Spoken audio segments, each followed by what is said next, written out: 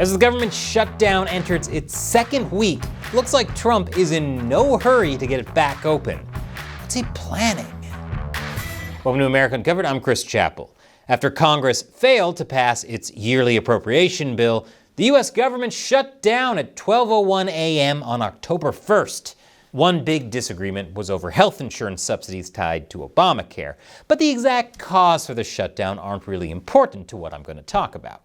All you need to know is that the government couldn't agree on how to spend our money. So they had to shut down everything deemed non-essential.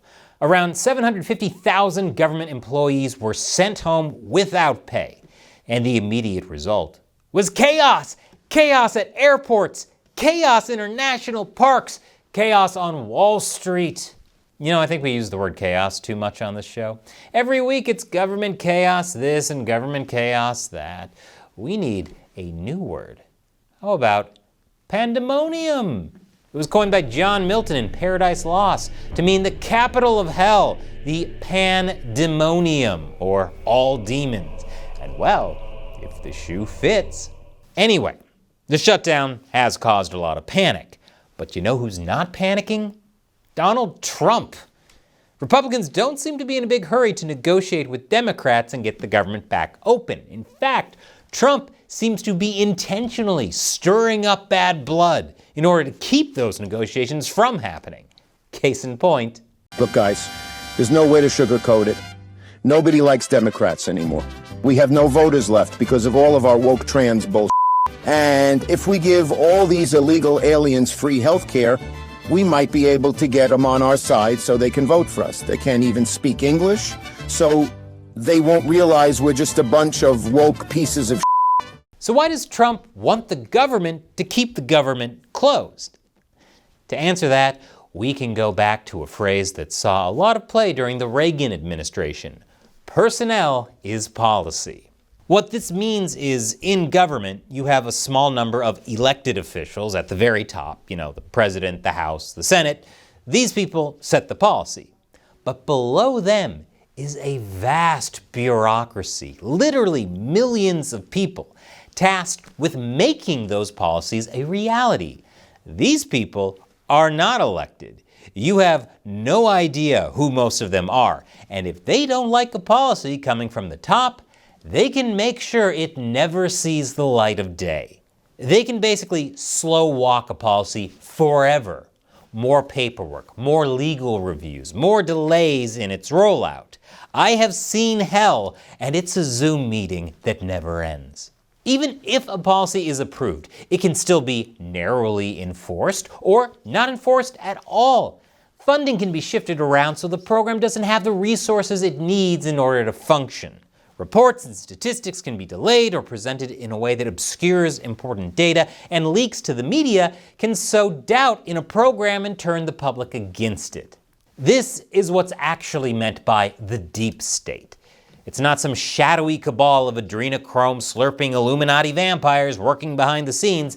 It's the big, boring bureaucracy right in front of your face. I actually did a whole episode on the deep state and how it came to be. Check it out if you haven't already. The thing is, the government shutdown just gave Trump the power to end a lot of that. He said on Truth Social that he can't believe Democrats gave him such an unprecedented opportunity. And he noted that he'd be meeting with Russ Vought of Project 2025 fame to discuss what needs to be cut. Yeah, Project 2025. You know, that thing candidate Trump said he knew nothing about. I have nothing to do with Project 2025. That's out there. I haven't read it. I don't want to read it purposely. I'm not going to read it. Remember when I promised I had nothing to do with Project 2025? I lied. But yes, Russ Vought did help write Project 2025. This section specifically. In it, he wrote that a president today assumes office to find a sprawling federal bureaucracy that all too often is carrying out its own policy plans and preferences, or worse yet, the policy plans and preferences of a radical, supposedly woke faction of the country. Other parts of the document repeat the claim that the federal bureaucracy has a mind of its own. federal employees are often ideologically aligned, not with the majority of the American people, but with one another. And that Byzantine personnel rules provide the bureaucrats with their chief means of self-protection. What's more, knowledge of such rules is used to thwart the president's appointees and agenda. Therefore, in order to carry out the president's desires, political appointees must be given the tools, knowledge, and support to overcome the federal government's obstructionist human resources departments. More fundamentally, the new administration must fill its ranks with political appointees. In short, Trump wants to get rid of as many people as possible and replace them with people who won't get in the way of his agenda. He plans on firing a lot of people. How many permanent jobs are you talking about? If this keeps going on, it'll be substantial, and a lot of those jobs will never come back. And that's where Russ Vought comes in. As director of the Office of Management and Budget, it's his job to tear this system out by the roots. That's why Trump referred to Vought as the Reaper. Needs more cowbell. The media is scared, though. PBS said cruelty was Vought's erogenous zone. Oh, I get it. He's not the Reaper. He's a Cenobite. Oh, what sights he has to show you. But what will Vought do exactly? How can the administration get rid of so many people and make room for Trump's loyalists? Well, first, you have to consider all the government employees who were furloughed. That means they were sent home without pay. Going weeks without a paycheck is hard, and this will cause many to just leave and find new jobs in the private sector. Now, normally those workers who stay on would eventually get paid for all the days they missed once the government inevitably reopens. But even that's coming under question as Trump has threatened to withhold back pay for furloughed employees. But for the most part, we're going to take care of our people. There are some people that really don't deserve to be taken care of, and we'll take care of them in a different way. Ooh, ominous. Maybe he's the Cenobite here. But Trump and his team aren't joking when they talk about putting federal employees through hell. Vought's Office of Management and Budget deleted references to the law guaranteeing back pay to federal workers in its documents. But starving out the bureaucracy in a war of attrition is only one part of it. The shutdown also makes it easier to fire people. Normally, government employees have a lot of protections around them. The MSPB, the OSC, FLRA, and government HR offices can launch complaints, hearings, and investigations to stall or overturn attempts to fire people. But during a shutdown, those entities are furloughed too. The hearings stop. Complaints go unprocessed, and the employees themselves can't even say they have a workplace grievance since they're technically off duty.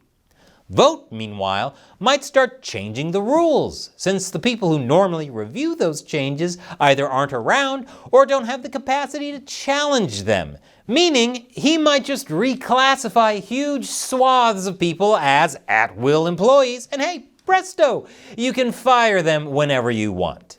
The end result is a bureaucracy that's much smaller, much easier to manage, and more loyal to Trump and his policies. Sure, many will sue, but that could take months, and lawyers are expensive. And that goes back to the question, how long can you really go without getting paid? At that point, hundreds of thousands of government employees will have to contend with the only place scarier than the labyrinth, the private sector. Man, a lot of hell talk in this one. But hey, it's October, so par for the course, I guess.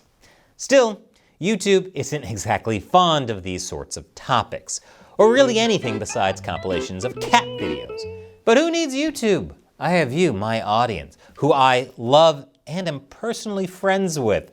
I know that you're all successful, high IQ, conventionally attractive people who don't mind getting into the nitty-gritty of politics. And that's how I know you'll all head over to AmericaUncovered.tv, where you can get access to all of our shows, exclusive deep dives, live streams, and a chance to talk directly with me, your old buddy Chris, along with the rest of the team. That's AmericaUncovered.tv. And check out this new episode of my other show, Deep Thoughts While Gaming, about what makes a real American. Once again, I'm Chris Chappell. I'll see you there.